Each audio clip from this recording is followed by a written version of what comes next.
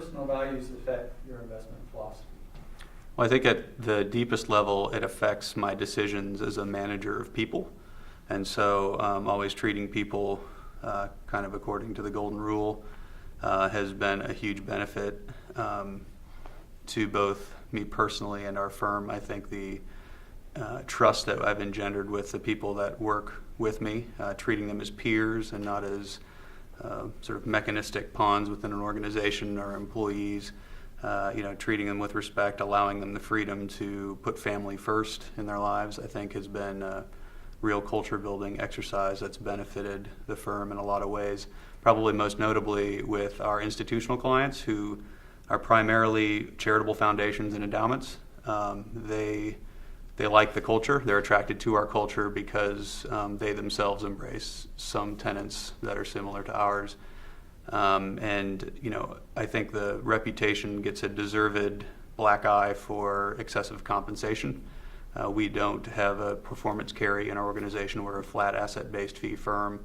We're closed to new investment. And so people like the fact that we're not sort of taking everything from comp perspective that we probably could, and that what we are getting and the profitability that's generated by our firm is we're probably a bit more flat in terms of how we treat people than a sort of inverted pyramid that a lot of firms have in terms of where the compensation flows. So I'd say that that is largely a reflection of my personality and also how I'd like to sort of give back personally too. So we found an interesting intersection between capitalism and philanthropy because we view our efforts as furthering the resources, if you will, of our clients, some of whom support women's rights in Africa, some of whom are leading research hospitals, and we feel like we're a part of that work by compounding that capital. And so, frankly, I could increase our fees, take more resources from these great organizations doing great things, and at the end of my life give back in my own way, or I could just keep it tax efficiently compounding within those organizations. So it's a long answer, but I feel like we have a unique philanthropic bent to a for-profit organization as we are as we sort of exist today. So. Right. Tell me a little bit. So when you mentioned philanthropic. The philanthropic aspect of your discussion, that's in the context of your clients and That's right. furthering their causes. That's right. We as an organization are philanthropic in our own ways, but that's not something that we collectively decide on. Each person I treat as individuals within our organization, and if one person has a particular passion about whatever, they're free to pursue their own philanthropic efforts in that regard. Sure.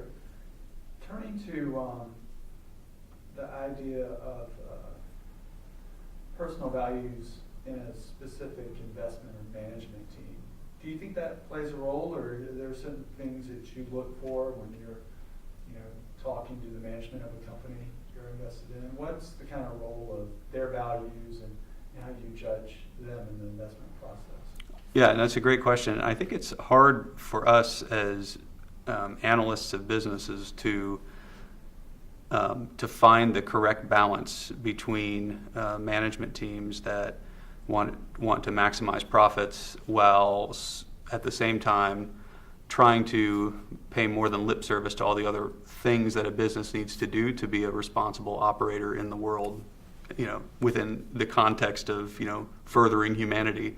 And so we get admittedly a bit skeptical as capitalists when we hear about balancing stakeholder interests, right? A corporation is at its essence a vehicle for compounding capital, and anything that gets in the way of doing that in the most efficient manner, which might include having, green energy, or might include paying people living wages in high-cost countries, that will ultimately handicap their ability to survive over the long term unless there are prudent and efficient regulations that help level the playing field globally.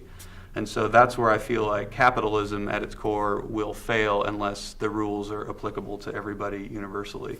So, we're capitalists. Our task is to make a return for our investors, and so we prefer businesses that operate as efficiently as possible. That being said, we're lucky in that we do have nonprofit clients who would understand a socially responsible tack from a particular company or investment. We have certain mandates by our clients that preclude investment in things that we probably wouldn't like to get our hands dirty with anyway, tobacco and other things. But by and large, we don't have SRI or socially responsible investing as a primary thrust of what we do.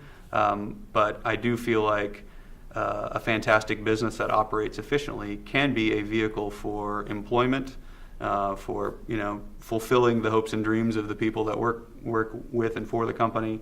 And so there's more than just the window dressing SRI that comes along with being a good business. Yeah, sure, and hopefully at the same time, they're creating value for their end clients as well, which is part of their ability to generate wealth. That's right.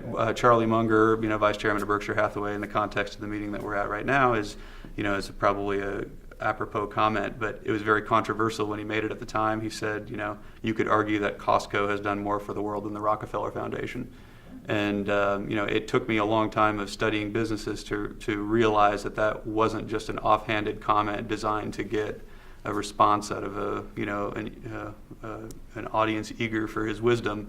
It truly was a well thought out comment in the context that an efficiently run business like Costco can produce employment, can produce and can recycle that capital back into the business and grow and continue to provide a nice life for people that are looking for it, increased standard of living for their customers, et cetera, et cetera. So it's there are a lot of ways capitalism is attacked that I think as a socially responsible person myself and somebody who's inclined to philanthropy, I think capitalism is attacked unfairly in a lot of ways.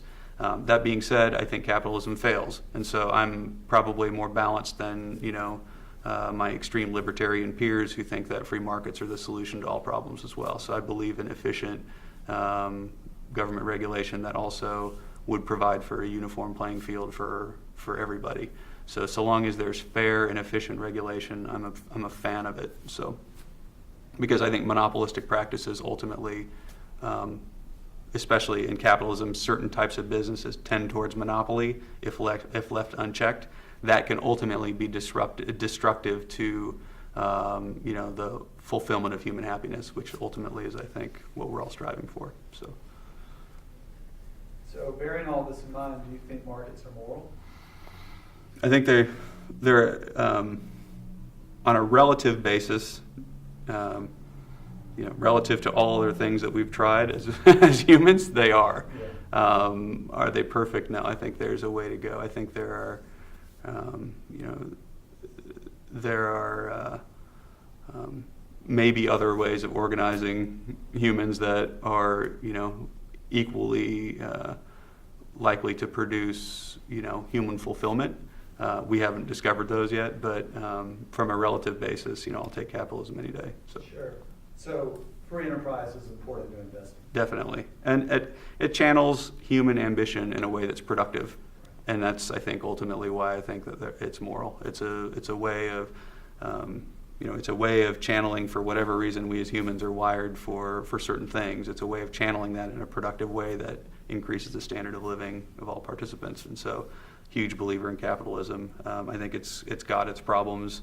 You could argue that it tends to reward people at the top in excess of what their true value is to society. You could argue that it channels capital to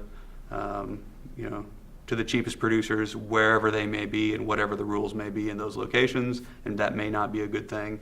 But at the end of the day, it's they're marginal knocks on a great system. So taking the concept of doing well by doing good, do you think that you mentioned low-cost producers and the ability to attract capital on that basis? Do you think the most attractive, sustainable wealth generators are rewarded for their virtues in the marketplace?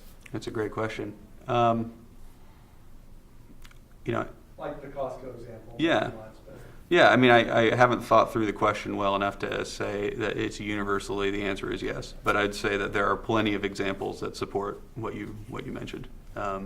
But without thinking it through entirely, I would imagine that there are there are probably certain niches in capitalism where bad actors are rewarded for good capitalistic behavior.